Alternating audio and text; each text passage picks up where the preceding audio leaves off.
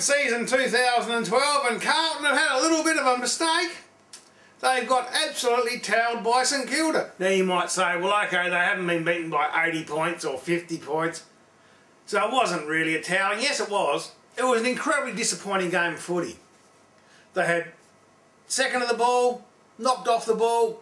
St Kilda were hungrier, harder, faster at the ball. I don't really care much for the strategy and the people that are saying that, you know, we have a game plan which other teams have figured out and hence they can beat us. I don't really buy into that. It's about quality of footballers. If your footballers have got good enough quality, they can usually overcome most strategic machinations of an opposing coach to still keep a winning track record up.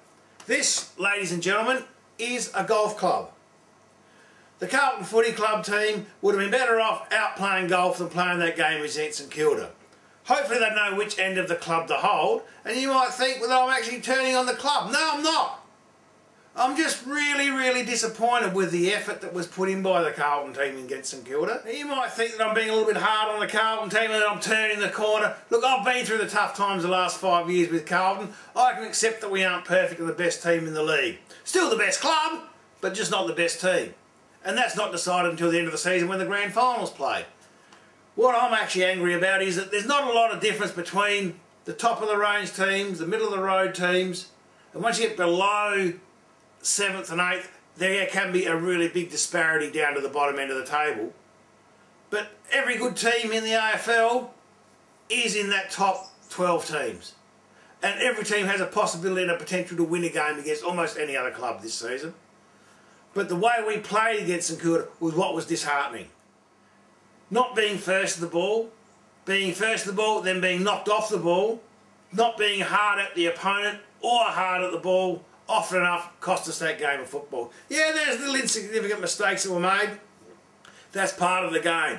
But there was no time at all. We looked like we had a flow-on game that was going to get us back into it. Now, I don't really care whether you can say bad things about what Footyhead thinks. Footyhead doesn't care. All he cares about is winning premierships and the Blues winning a game of footy and getting good quality entertainment watching the Blues play no matter what the result is. The game against St Kilda was just really disappointing. Maybe the players should be made to clean their own boots for the week. Maybe they'd be made to clean the club rooms out. Maybe taught a little bit of humility. Maybe just something back. It used to happen years ago, and I'm not saying it was good, bad or indifferent. But quite often a coach would just turn on the team and make them do something out of character to bring them down to the basic level. Our AFL footballers now are finely tuned athletes. They are extremely well looked after. Football is still the common man's game. It's still the game where the average fan is out there working 9 to 5. The average fan isn't living the high life. The average fan has to scrape to get together enough money to get to a football grand final, if you can get a ticket. What we've got to look at is maybe it's time the Carlton Football Club were given a little lesson in humility.